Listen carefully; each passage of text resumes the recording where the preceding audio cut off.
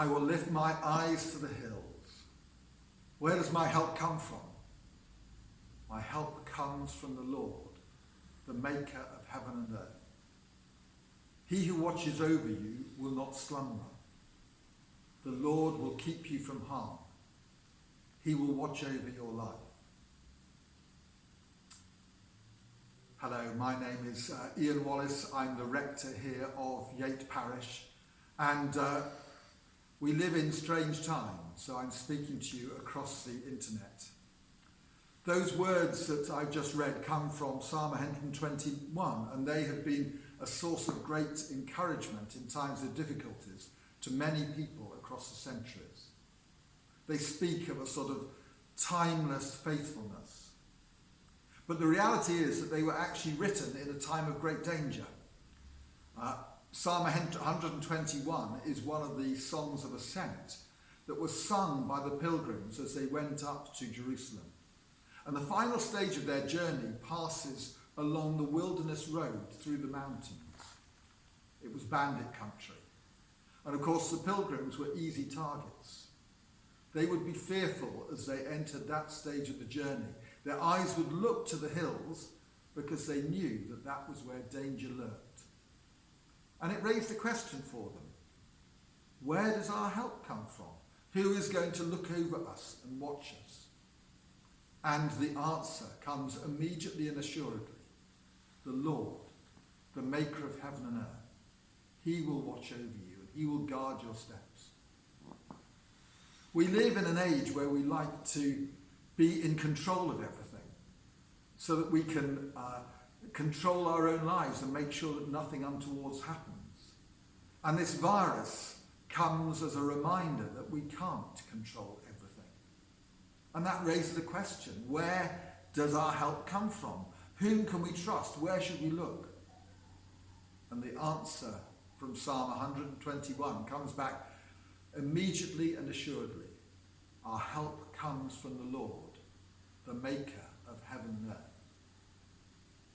St. Paul writes something very similar in his second letter to the church in Corinth. St. Paul was a man who had experienced great difficulties and dangers in his life. He was stoned in the city of Lystra and left for dead.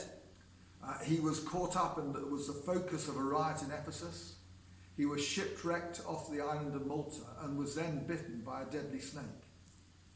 And in his letter to the church in Corinth, he writes these words. We think you ought to know, dear brothers and sisters, about the trouble we went through in the province of Asia. We were crushed and overwhelmed beyond our ability to endure, and we thought that we would never live through it. In fact, we expected to die. But as a result, we stopped relying on ourselves and learnt to rely only on God, who raises the dead. And he did rescue us from mortal danger, and he will rescue us again. We have placed our confidence in him, and he will continue to rescue us. And you are helping us by praying for us. Then many people will give thanks, because God has graciously answered so many prayers for our safety. This coming Sunday, the 22nd of March, is a special day. The Archbishops of Canterbury and York have declared it as a day of prayer for our nation. In the morning, we are going to be celebrating Holy Communion here as normal. Regrettably, because of the current constraints, we can't open that service up to the public and allow you to come. But we do hope that you will join us across the internet, because we will be live streaming this at that time. You can go to our website onto a special page and find a link that you can click on that hopefully will enable you to participate in that service. In addition, we are encouraging people to send in photographs of themselves so that we can create a new altar frontal made up of the pictures of our community, gathered symbolically here, even though we're spread across this town of Yate. So do please send in your pictures and we will add them to the altar frontal. Then at 7 o'clock in the evening, the Archbishops of Canterbury and York are encouraging us to light a candle, to place it in our window, the one closest to the road where the most people will see it, as a sign that Christ's light shines in the darkness of our current situation. And we're encouraged to use that time from 7 o'clock to pray for our nation and our leaders. So I want to encourage you to continue in your prayers. Pray particularly for those who are serving in the National Health Service at the front line of the efforts to try to bring this virus under control and bring this pandemic to an end. There are many members of the health service who worship here in this church, and we need to remember them at this time.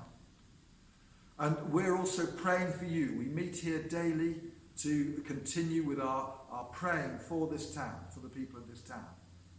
But I want to encourage you just to continue to place your trust in God and to continue to reflect his love to those around you.